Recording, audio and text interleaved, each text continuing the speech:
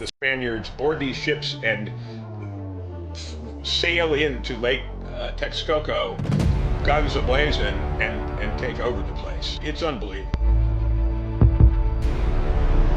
We're taught this sort of story that these Europeans came to the Americas, came to modern day Mexico, and everybody got sick with European diseases, and that's how the Aztecs fell. And there was undoubtedly disease, but the sheer numbers, for context for our listeners, there was like 3,000 Spanish and literally millions of Aztecs. So the sheer numbers, disease or not, this would not have been possible without Cortez's political ability. That, of all the crazy stuff in this book, that was the part that I was like, wait, hold on. So these guys just carried a boat, took apart a boat, carried it over a mountain, and then put it. That was, I mean, to even imagine that in modern day would be a massive engineering and I guess, manual labor undertaking. And to imagine that almost 600 years ago, that was probably the part of the book that I was the most taken aback by.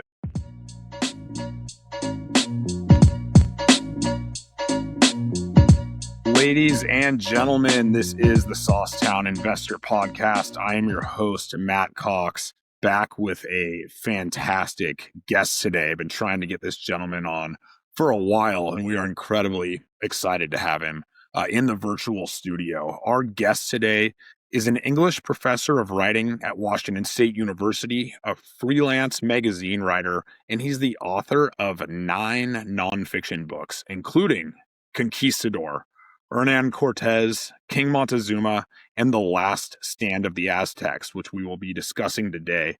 I am joined by Buddy Levy. Buddy, how you doing? Matthew, I'm doing great, and thanks for having me on. I really appreciate it.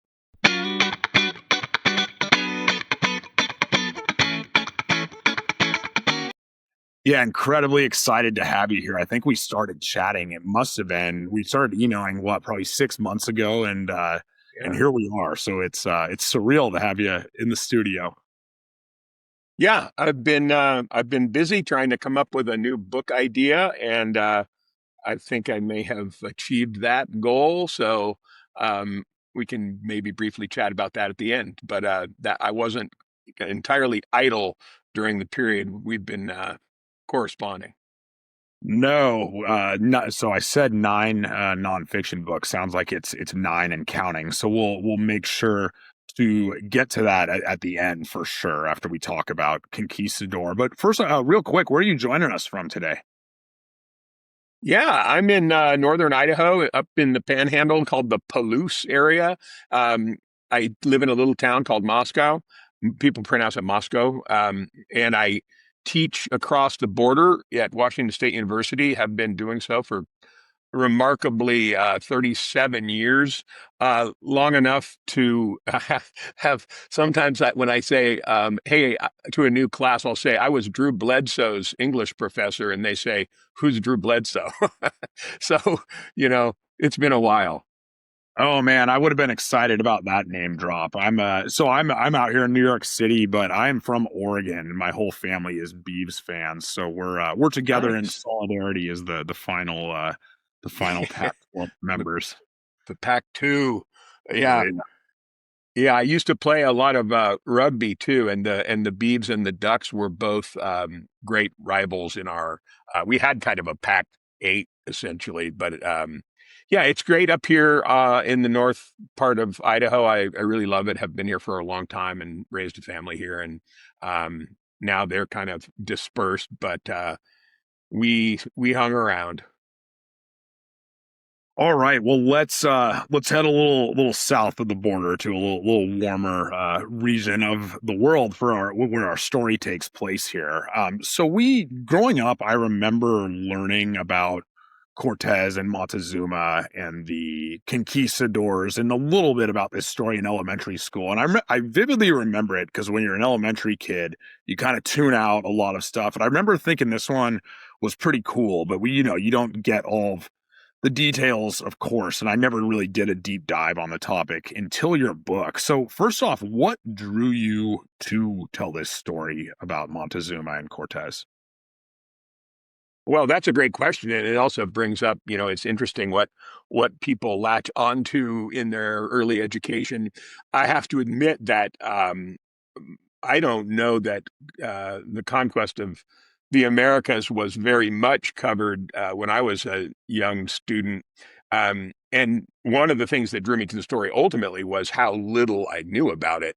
But it's kind of an amazing accidental story because what happened was I had written um, a book. I'd written one book about an introduced avian game bird species, the chucker partridge, which was not a bestseller, but it was a cool book and it got me an agent. And then I wrote a book for this agent in New York. His name is Scott Waxman. I've been with his agency now for since 2000, and I wrote a book about the Davy Crockett, actually, frontiersman Davy Crockett, and then I was working on this. What's the next idea? And my agent had read this article about the Spanish horse or the Andalusian horse in the New York Times, and it was a really cool article about how this Spanish horse appeared in all of these seminal historical incidents. And so I wrote this elaborate proposal about the history of Spanish horse, which was summarily rejected by innumerable publishers. And so after I got done, and this is part of what writers and people in business have to do is, lick your wounds and then come back swinging.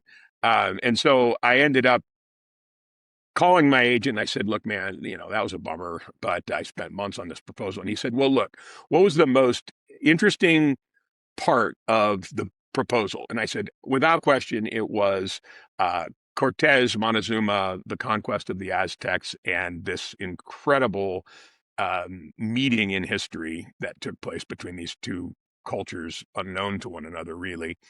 And he said, well, go write that. And so I dug in and, I immediately learned that I was hardly the first to try to embark on the story of Cortez and Montezuma. I mean, there were it was very daunting, actually. There were a great number of noted historians over the decades who had covered this event. But then my agent, thankfully, said, look, do it your way. Try to make it like it reads like a novel and it looks like a movie. And so that's what I set out to do. And I have to say, of all the books I've written, I do a tremendous amount of research on all of them. But because this moment in history was so well chronicled, and because it was so important, I spent and because I knew that like actual Mesoamerican scholars would maybe be reading it, I was a little bit intimidated to begin, and then I just dug in. And one of the great compliments I got from my major professor at Idaho from my master's program is when he read the book, all he said was, that was a scholarly and beautifully rendered notes section.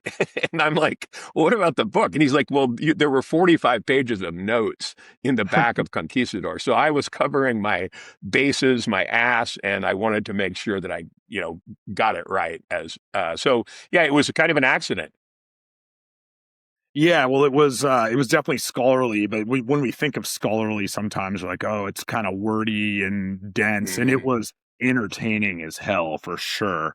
Um, Thank so you. as a history guy, I read probably not as much as you, but I read a lot of history books, and this is when I think about world history, but the Americas in particular. This felt like a turning point. I mean, do you see this story as a bit of a sliding doors moment for the Americas? Without question.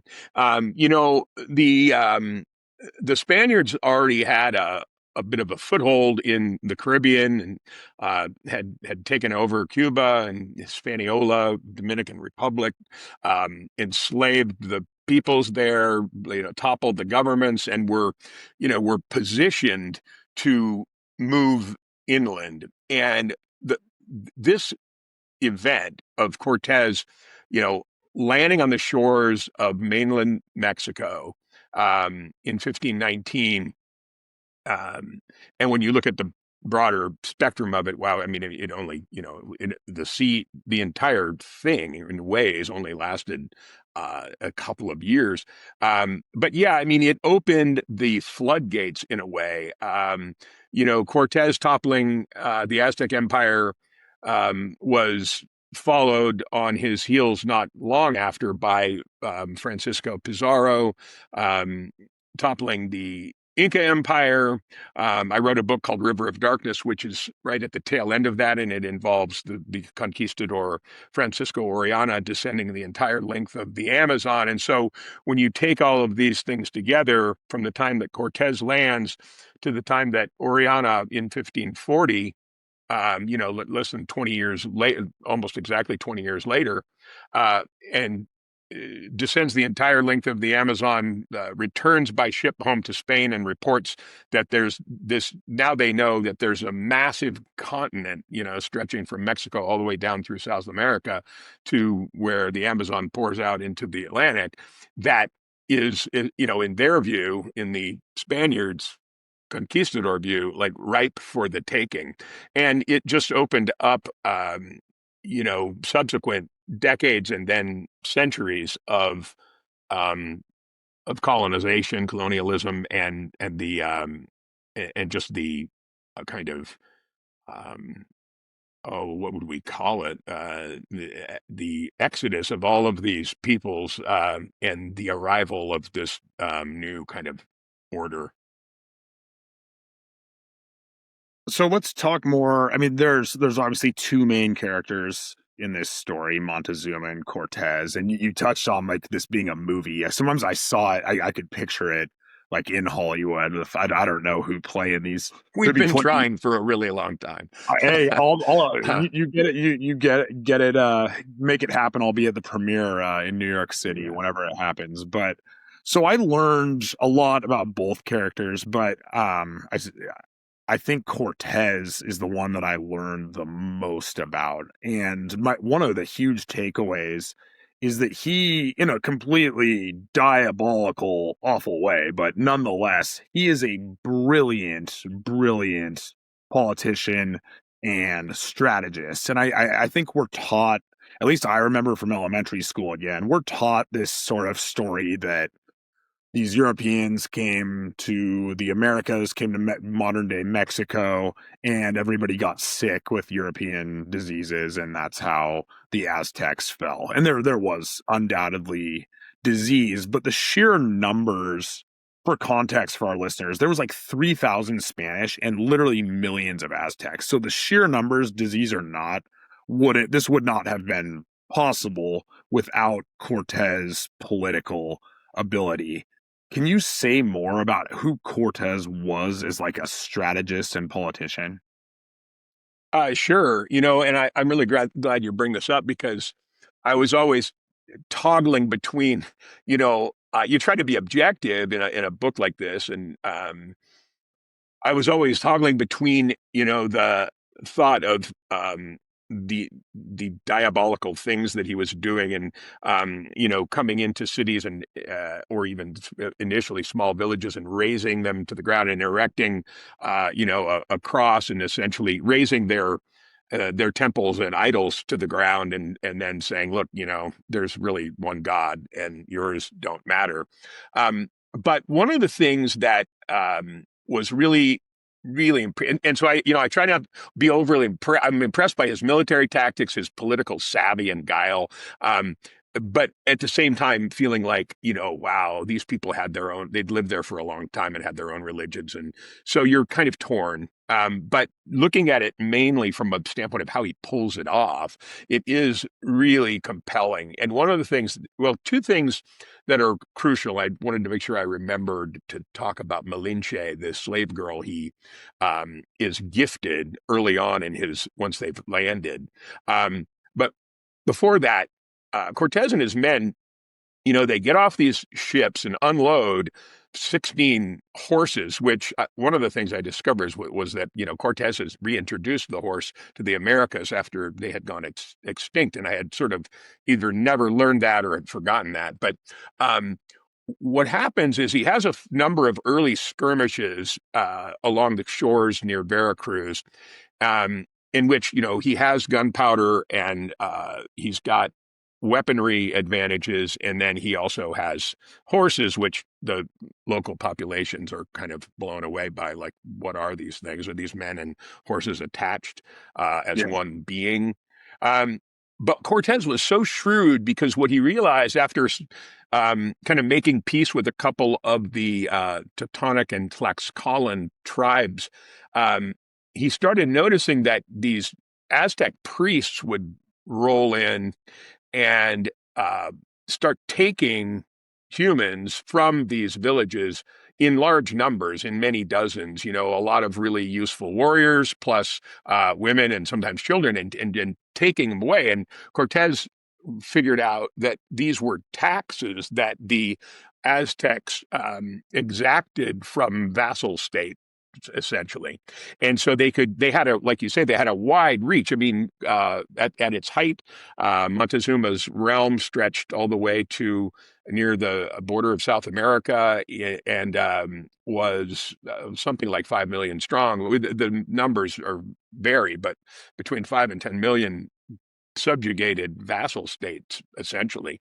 But Cortez figured out, okay, these people are disgruntled by having to keep giving these humans for ritual sacrifice in the Aztec temples in Tenochtitlan. And so he sort of struck a deal with them and said, look, I can use my horses and my military might, but we need some manpower to get us there. If you will lead me up through the mountains and over to the valley of Tenochtitlan and to meet this Montezuma that I keep hearing so much about, I will get these taxes taken away. I'll fix this for you.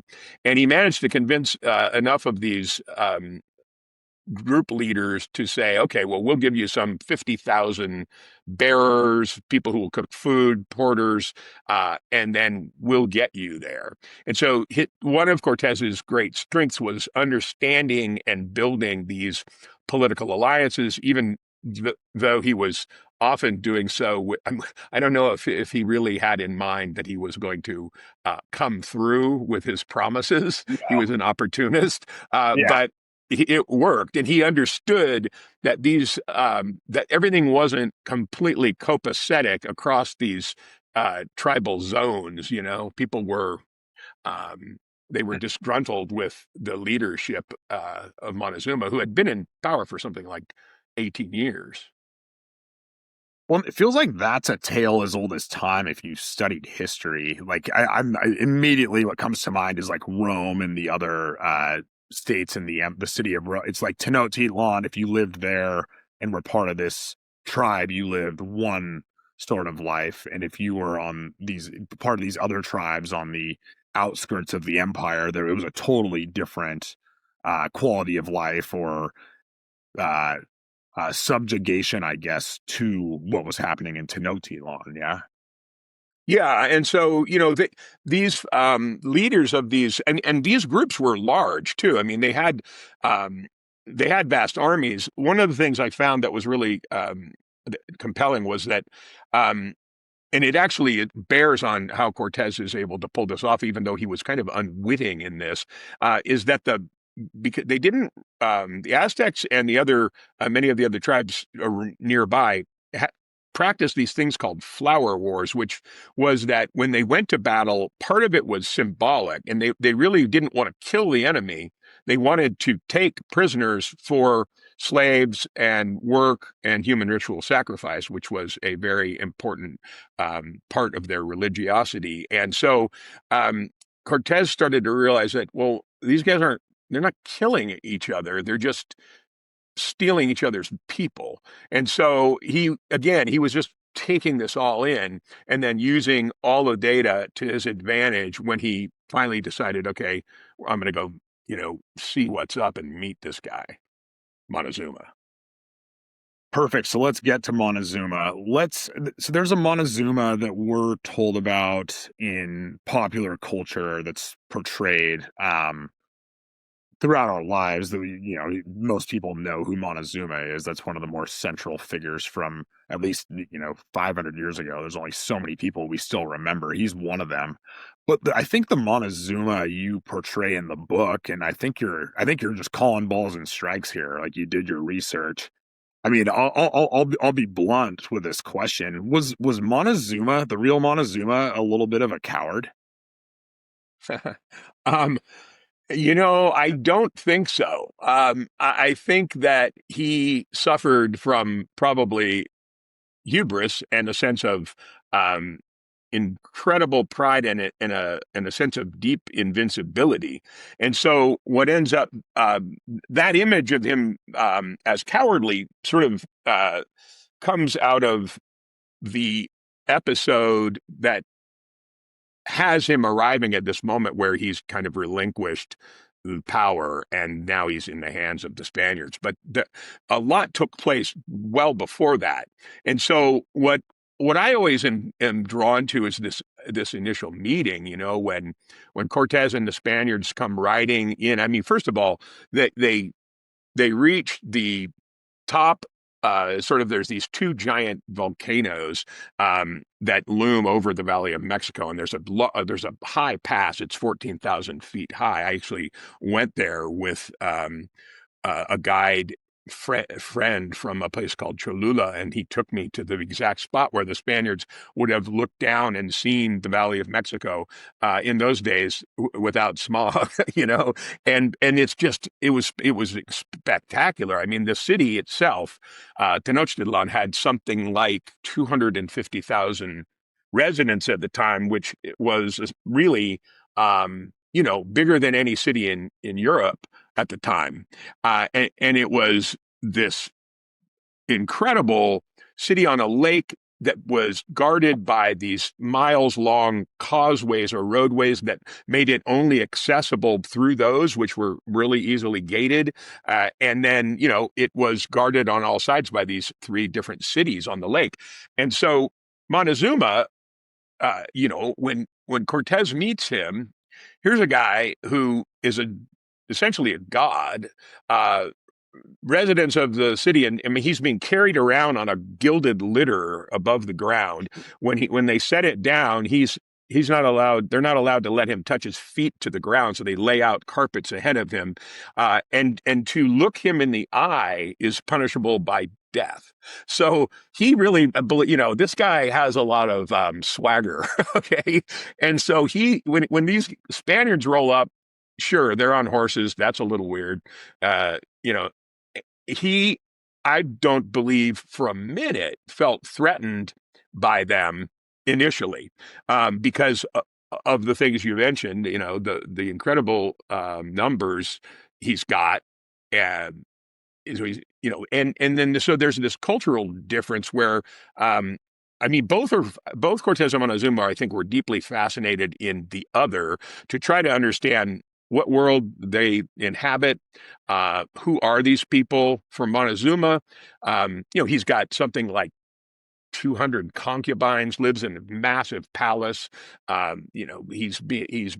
Being fed all sorts of. I mean, the city itself is an incredible marketplace across the Americas where you can get all manner of any food stuff available. There's like uh, dwarves and albinos and cougars, and it's just it's a bizarre and incredible place. And he's the leader of this entire domain. So when he sees Cortez, I mean, I think he was initially fascinated, also wanting to know what they want, but not a coward. No, I do believe he, suffered from, like I said, this sense of invincibility and also a kind of naivete at Yeah. what Cortez was probably really up to. And that ends up manifesting itself and I don't know if I'm getting too far ahead here, but um, it manifests itself late. His naivete and over trusting nature end up rearing their heads later. Okay, so let's go there. I mean, what was Montezuma's critical error or errors in this? Give us maybe some of the specifics about how he did let Cortez Sure. in. He should have. Hey guys, we're taking a quick break, but before we get back into it, if you're enjoying this episode, make sure to like, share, and subscribe. It really helps us to keep bringing you more valuable content. And if you're on Apple Podcasts or Spotify, don't forget to leave a review. Please, it makes a huge difference. All right, let's get back to it. Yeah, sure. So when Cortez first shows up, with Montezuma allows the Spaniards to enter the city, but these smart enough to have these like thousands of bearers, porters, and warriors, Tlaxcalans was what they were called, had to stay a little outside of the city. So he hosts Cortez.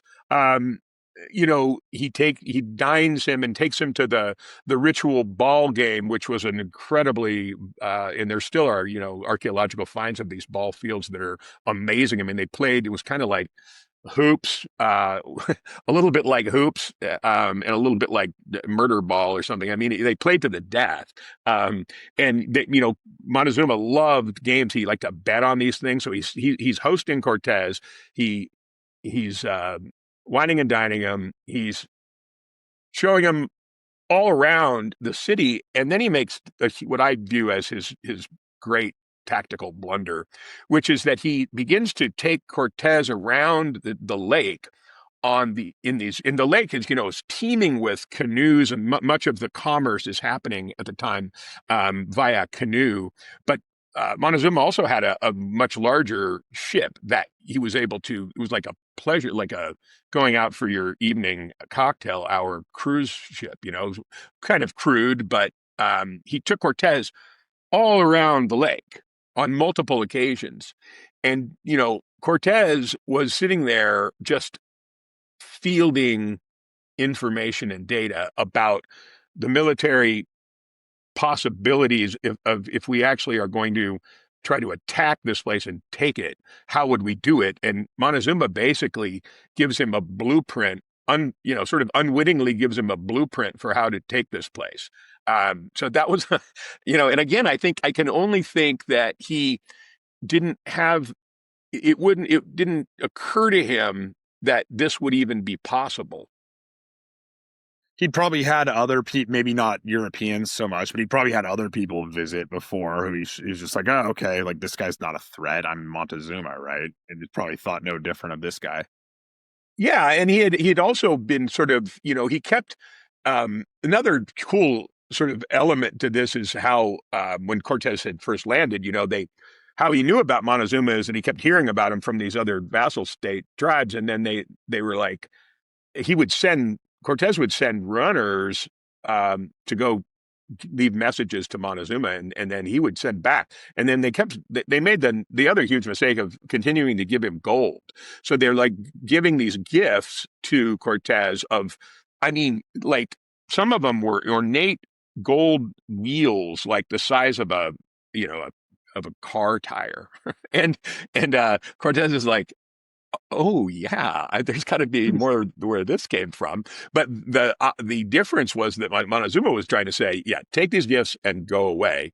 And Cortez was like, well, I'd love to meet, And so then, Cortez is finally there, and for a long time. I mean, he was hosted for months before he finally decides to go all in and make Montezuma a prisoner. I mean, he captures him in his own palace, with a very small armed guard, and is able to then begin to go. He learns of these rooms full of gold, and at the time, Cortez was shrewd enough to know that. So there was this rule called the Royal Fifth. So all the spoils that the conquistadors garnered, they had to keep some and then send back a fifth of it to the King Charles V of Spain. And but Cortez also, this is another thing that is overlooked in history. He really understood how slowly information traveled, because he was able to do things knowing that the king wasn't going to hear about it for maybe half a year or Mm-hmm. more. And by the time that he was one of those guys, who was going to rather ask for forgiveness than permission. So he kept just doing what he thought was the right thing to do for him and maybe for the crown. But in any case, he understood that nobody was going to be able to stop him because the slow information flow would allow him to just press on. You know. So Montezuma you touched on gets captured, kidnapped behind his own walls in his own city by Cortez. Take us through what happens next up to Montezuma's death, which is pretty dramatic. Actually, when I was talking about this being a movie, I could see that with like Oh man. some kind of dramatic score playing over it. But take us through what happened from the kidnapping and then how Montezuma ultimately meets his demise. Yeah, it's really it's also a tragic and controversial ending because what's going on at the time is that um, there was some there's this thing called the Triple Alliance. So you've got where Lake Texcoco, where Tenochtitlan is, there's these a number of other cities, Texcoco, Tacuba, and Tlacopan, that are these three cities, and they have their own like heads, essentially governors or mayors, and but this thing was a really strong alliance that kept interlopers out, and so Cortez, once he decides I'm going to actually imprison Montezuma. He had heard rumblings that there was some discord among the Triple Alliance, and what ends up happening is that Cortez has him in chains, and he keeps he's basically saying, "Look, if you tell me where this room full of gold is." And it's really buildings filled with gold, then I'll let you go or whatever. And at this point, Montezuma knows that he's probably been naive. He's lost his power, but simultaneously, what's going on is that the people of the city and in the surrounding areas are starting to wonder, wait, is Montezuma even still in charge? And there had been some other, Montezuma's been in charge for 20 years. There's some people waiting in the wings, including Cuitlahuac, which was Montezuma's son, and then this other guy, Cuauhtemoc, who is the nephew of Cuitlahuac. And so what happens is there's a giant revolt, a kind of riots in the streets because Montezuma's nowhere to be seen. He usually comes out and makes appearances and lets people know that he's still around. But so he hasn't been seen anywhere. And so these outside the palace, they're in the streets, there's beginning to be unrest and riots. And Cortez decides, okay, we have to trot him out there and show that he's still he's okay, and maybe trick them into thinking he's still in charge. But Montezuma was reluctant to go out there, and he put up something of a struggle. So they finally had to basically put him, bind him and lead him out there. And so at this point, the people deduce that he's a prisoner. So they begin like hurling stones and spears and these things they call darts. They use these little dart throwers, slings that were pretty amazing, and they're chucking all this stuff up onto the balcony, and then Cortez retreats back, and his men start dragging Montezuma away. But during this time, he has hit numerous times with spears and stones, suffering a catastrophic head injury, and then is brought inside where, after supposedly refusing medical treatment, 3 days later, he dies. There's a footnote to that story, which is that the Aztec version is that that the Spaniards murdered him. And so we'll actually never know for sure. I looked at all the materials, and the theories of him being assassinated just don't have that much documentation. I should add, of course, that history belongs to the victors in a lot of ways. So there's more information and more documentation from the Spanish side, but there were accounts, and I should mention that the Spaniards stayed around after the fall of Tenochtitlan, and fortunately for us and for history and for the Aztecs in a way, some of these priests became linguists, learned the Aztec language, Nahuatl, and then were able to record for over 4 decades the Aztec side of the story, and we have these codices that are retained in beautiful condition. The pictographic and also stories about what happened. But it looks like, he just was struck by all these rocks and then died. And in the aftermath, that the thing that's really cool, and I always thought that was sort of the end of the story, but it certainly is not the end of the story, because this subsequently, what's his name? Cuitlahuac, Cuitlahuac, his son, Montezuma's son, assumes power, and he does some very fast manipulating, and the Spaniards are now kind of in peril because they're essentially trapped inside of the palace that Right. they have overtaken.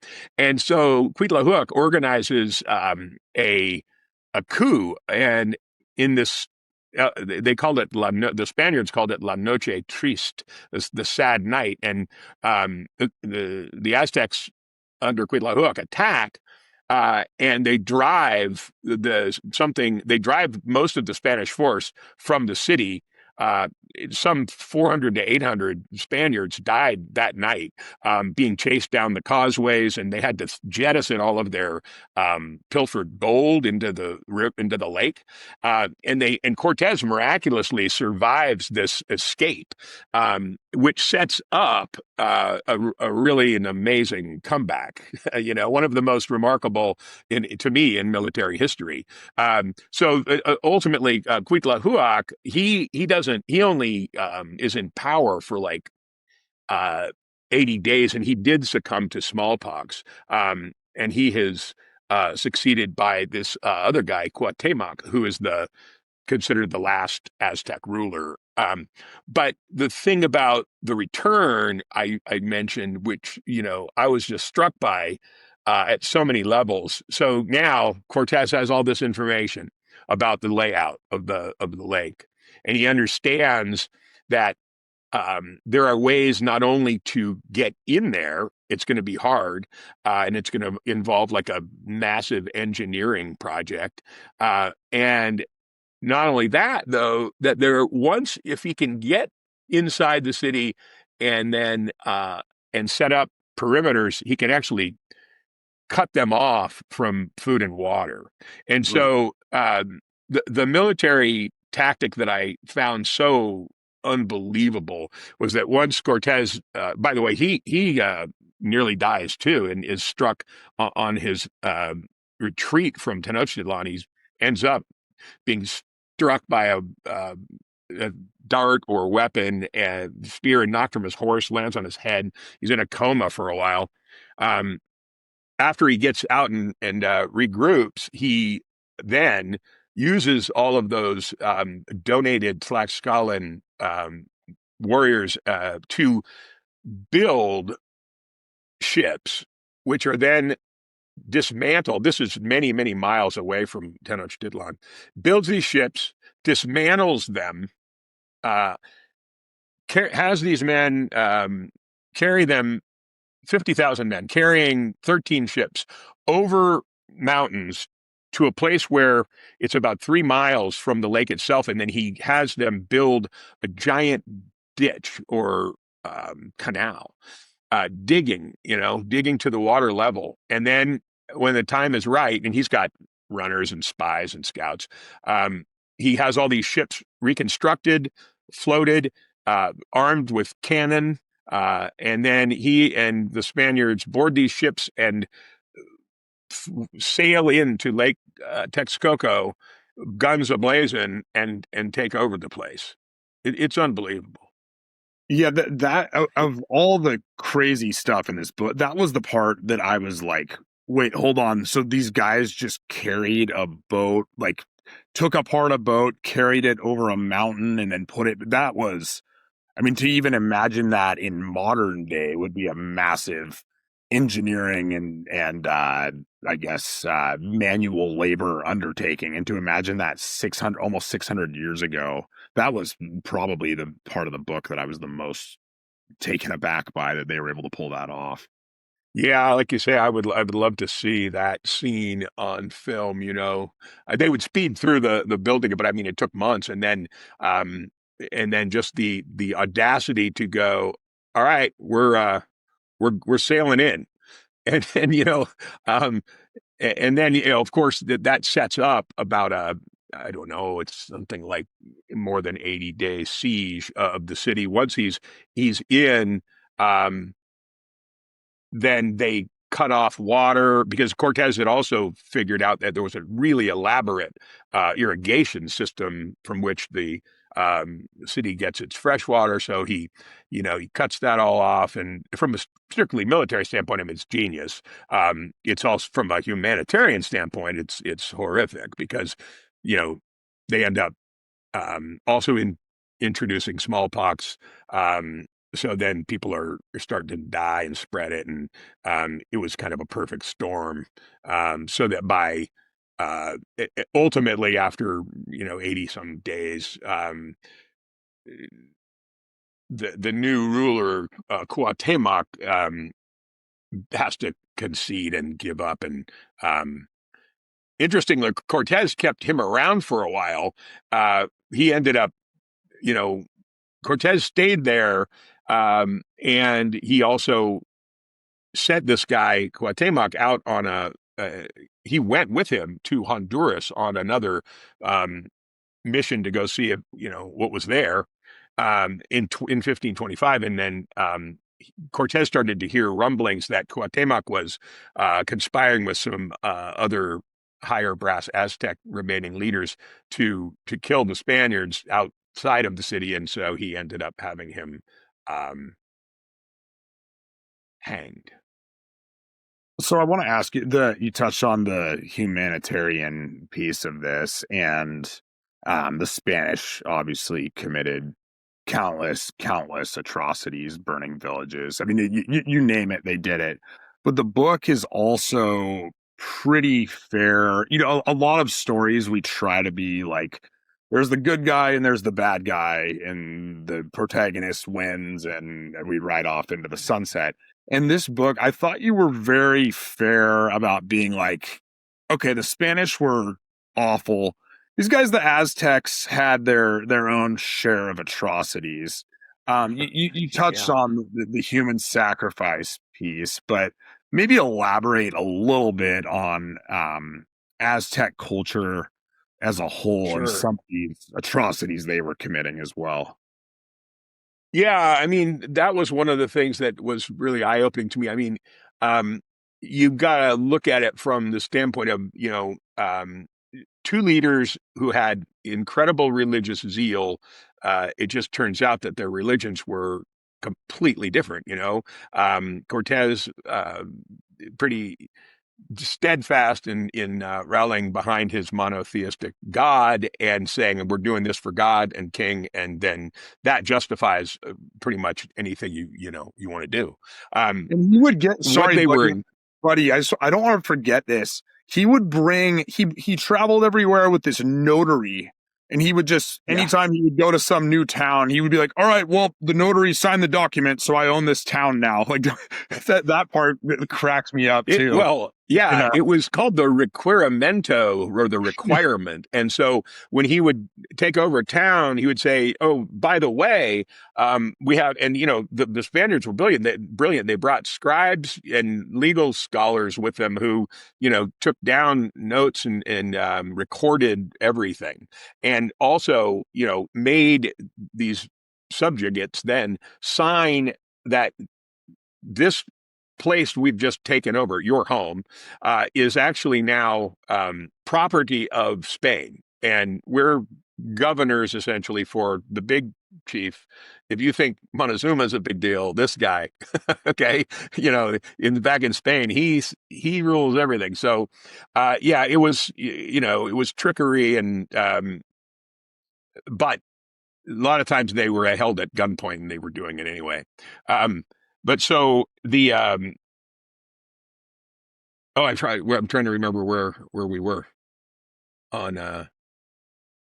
Oh, just the atrocities that the Oh Aztecs. yeah, yeah. So what the Spaniards saw was that okay, this culture has hundreds of gods, innumerable gods, and many of them I mean, the primary things were fertility, agriculture, and then, importantly, ensuring that the sun would rise the next day. And for all of these things to happen in their favor, it required human ritual sacrifice. So it wasn't just, this was very elaborate. And, obviously the people who lived there had become accustomed to this as part of everyday life.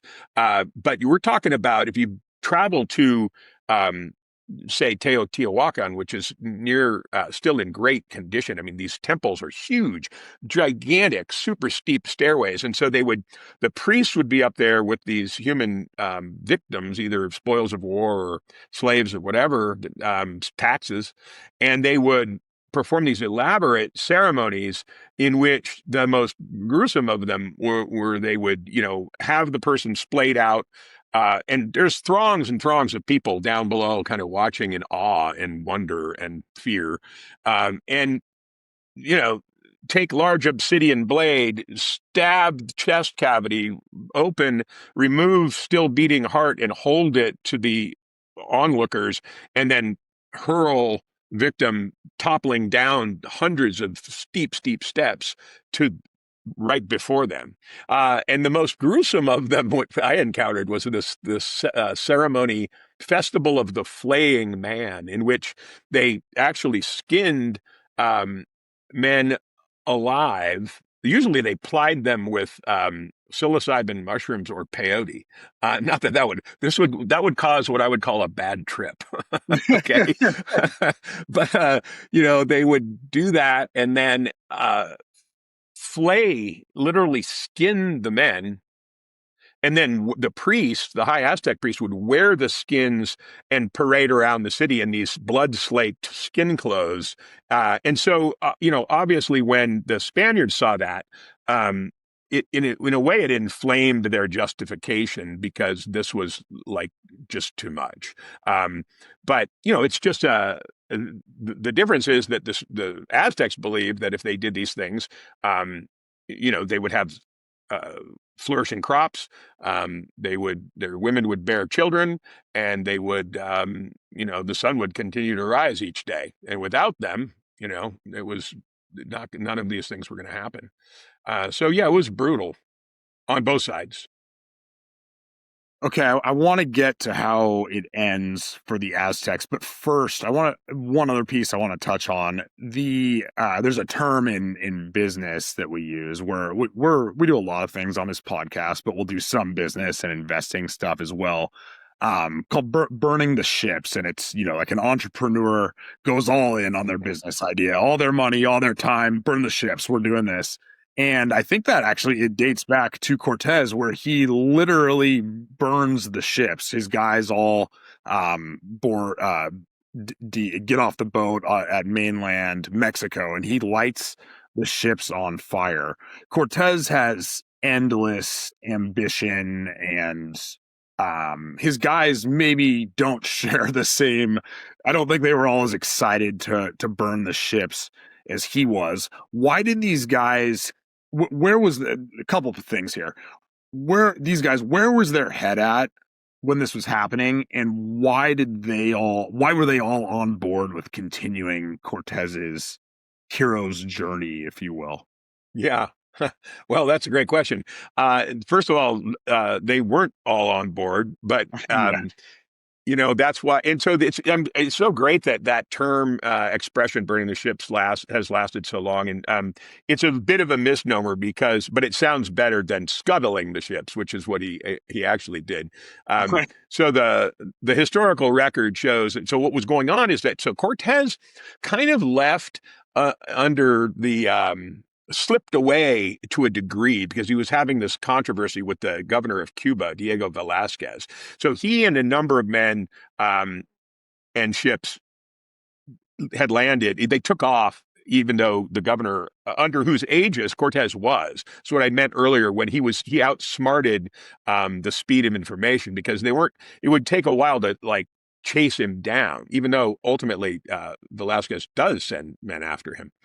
But so Cortez has a couple of those early skirmishes, and then he realizes so there's some unrest among his men. Some of them, I mean, so first of all, they're encamped in this boggy area. They've had a couple battles. Some of the men are injured. They're being besieged by mosquitoes, a bit of malaria, vampire bats at night. It's not a fun place to be hanging out. And some of them are starting to make rumblings about, we're only a few days sail from back to Cuba or Hispaniola or wherever. Right. We want to go home. And so Cortez gets wind of this and has a couple of his most trusted sergeants in arms go to the ships. I mean, they've obviously unloaded everything by now. And they bore holes in the bottoms of the ships and sink them. And Cortez famously, says to his men at that point, he explains that that the ships had been rotted with, were naturally rotted and were sinking on their own. He doesn't tell them that he's doing the sinking. And then he says famously, we must win the land or die in the attempt, and gets them all rallied up again. And then, he's able to convince them to continue on. The one thing I touched so briefly on Malinche, I do want to mention her again, because after that happens and they've scuttled the ships and they're heading up over the mountains, Cortez, by great fortune, ends up being given by one tribal chief 20 slave girls who at that point they're being used for cooking, for sex slaves. They're just and for some domestic work around the camps. But one of them, Cortez figures out very quickly, is able to speak Nahuatl, the Aztec language, and then this Yucatan Mayan language. And she's been communicating with some of the Spanish captains, and she's like an amazingly quick study and starts to learn Spanish like in the first few weeks. So he says, well, okay, that girl, I want her with me. And she ends up her name is Malinche, Malinche, and she ends up being instrumental. She's there in the codices. There's illustrations. She's always there. She's there for every political meeting, for every agreement, and she's doing all the translating. And without her, Cortez would have had a much, much harder time. He ultimately fathers a child with her named Martin Cortez, who is considered, the first child of the conquest, even though there were almost certainly other children, but he's the famous one. Okay, so let's get to it. How does the Aztec Empire ultimately fall? Wow, it's so tragic. After the siege, Cortez, he's basically made a prisoner of Cuauhtemoc, and then it's like, okay, what are we going to do? We're going to occupy and rebuild this place in our own image. And at that point, everything is dismantled. It's all in disarray. The nerve center, the brain, command center of the Aztec Empire and its leaders and its leadership are dismantled. And so the Spaniards just stay. And so everything begins to kind of just trickle outward, and all of these other previous vassal states go on about their own business. But by this time, word is now getting back the riches that Cortez has sent by ship are beginning to arrive, and he even makes a trip himself to Spain with some of these to say, "Look, man, there's more of this where it came from, and we should send." Not only are they taking um, spoils that are gold and silver and everything else. But now that requirement that they've have been having people sign is also ensuring that they are controlling large swaths of land and can now subjugate and govern to that whatever extent possible these newfound lands. And so it's in a very it happens really quickly. I mentioned before the chroniclers who stayed, and I think that's one thing that's been really um, a kind of salve for history, which is that these guys were priests, and they were Spanish priests who ultimately recorded the Aztec and Mesoamerican kind of position or story, which we have. For posterity. And also, I should say, some of them began to argue for more humane treatment of the conquered peoples. And some of those things came to pass later on. Okay, so let's go there. Cortez ultimately conquers the Aztecs and forms what is now modern day, or not modern, it is Mexico City, formerly Tenochtitlan. What happens next with Cortez? How does he live out his days? Yeah, so it's interesting and kind of bizarrely tragic chapter because so at first, he's considered like he's a hero. He's the man. Like he has brought riches, wealth, lands to Spain. He is given titles. He's given the run of a number of these encomiendas, which are giant tracts of property. He's probably one of the wealthiest men in the world. A sidebar thing that happened, which was really a weird chapter, is that not long after the fall of Tenochtitlan, his wife, his actual Spanish wife, arrives, Yeah. and to be, you know, imagine her surprise when she sees Malinche and little baby Martin Cortez, and Cortez has some explaining to do at this point. I Um, wonder. I wonder, knowing Cortez, if she was even that surprised. To be honest. well, that's true. And the expectation of of a man of this stature at this point. I mean, he can sort of do what he wanted, but still, she arrives and in in bizarre circumstances, um, she ends up dying, and there's some speculation that Cortez actually strangled her, Yeah. and it just gets kind of brushed aside. He continues to go on exploration, conquest. Some of his, I found it really compelling. Some of his soldiers, a guy named Diego Ordaz, he ends up appearing in my next book after that was River of Darkness, where he goes down the Orinoco River in Venezuela and in South America, and um, but Cortez, for a little while, he is the main event, and he ends up being sort of bypassed by others. Pizarro, who is about to come onto the scene, and Cortez ends up sort of losing everything and being a forgotten footnote in a way, where he loses a bunch of money and he's sort of a tragic figure dawdling around, um, inglorious compared to his military accomplishments.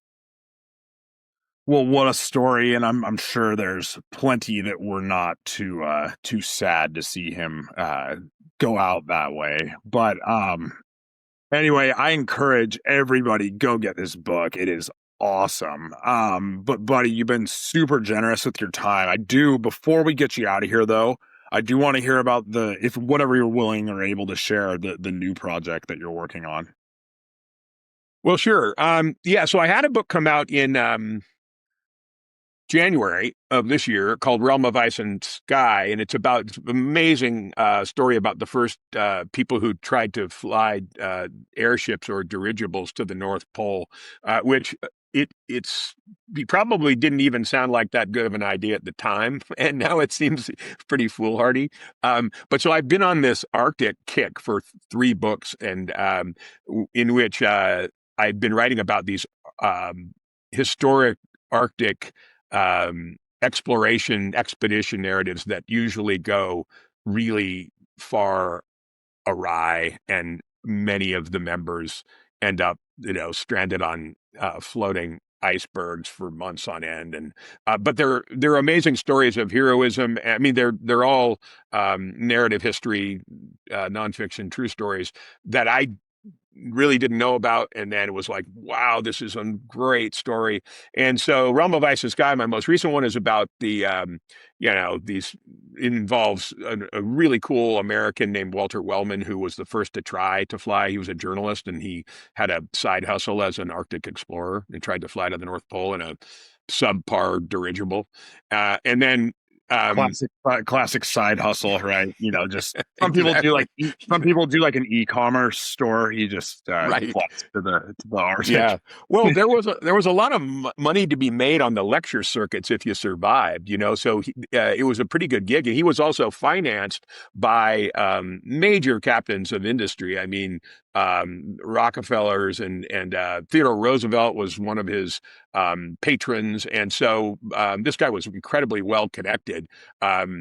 Walter Wellman. Anyway, that was my most recent one, and then I'm just waiting to hear on a new book that I proposed a couple of weeks ago, which is another Northern Canadian Arctic overland expedition, kind of like the Lewis and Clark, a little bit after. It's 1819, and it's British, but it's got madness, mutiny, murder, and execution, and some really compelling leadership stories, coupled with the indigenous people who actually save most of the members of the expedition. It's really cool stuff. Did you read? I bet you did because you're an Arctic guy. Did you read Battle of Ink and Ice? I can't remember who the author's name was. That was a good one too. Yeah, I actually refer to it in my last book, Realm of Ice and Sky, and I've corresponded with Daniel. What's his name? No, Hartman. No, man, I'm gonna get in big trouble now. I have it right over there. Yeah, I did. I think it's a great book. Really, really interesting about the newspaper's involvement in all of this. Awesome. Well, buddy, thank you again. Before we let you go, this is the part of the show where we give you a chance. Anything that you'd like to plug, or if you want to tell, I don't know if you're on social media or want to tell people where they can follow you, anything you'd like to shout out, floor is yours before we let you go. Oh, sure. Thanks, Matthew. I really appreciate it. Yeah, I mean, buddylevy.com, my website's there. Needs a little sprucing up. My most recent book, Realm of Ice and Sky, really proud of it. All my Arctic books, actually. And I'm pretty easy to find on the web just by plugging in my name to any search engine, and I pop up. It's kind of fun sometimes for people to see me on History Channel, where I've spent a good deal of time. You can go to YouTube and look up Buddy Levy, and I pop up in. I had the great pleasure of being on a series called Brad Meltzer's Decoded for 2 full seasons as one of the decoders that trying to solve historical mysteries. And that was like back in 2010 through 2012. But more recently, I've had really good luck being a talking head guest on 2 shows. One is hosted by William Shatner, called The Unexplained, Oh, and the other nice. one is called History's Greatest Mysteries, hosted by Lawrence Fishburne. So I'm in pretty good company with those hosts. You are indeed, and they're in good company with you as well. So Thanks, man. on that note, buddy, appreciate it. Have a good one, and thanks again for coming on. My pleasure. Really appreciate it. That is a wrap for today's episode. Thanks for tuning in to the Saucetown Investor. If you got value from this, drop us a comment and let us know your thoughts. Did you have a big takeaway? Is there a topic you want to see us cover next time? Is there a guest you want to see interviewed? DMs are open. business is at Saucetown Properties, and my personal, you can DM me personally, is at The Real Matt Cox 4. We'd also like to ask you kindly to please like and subscribe. You can also follow along with the Saucetown Investor blog. That's mattcox444.substack.com. Thanks again, guys, and until next time, keep investing and stay saucy, Saucetown.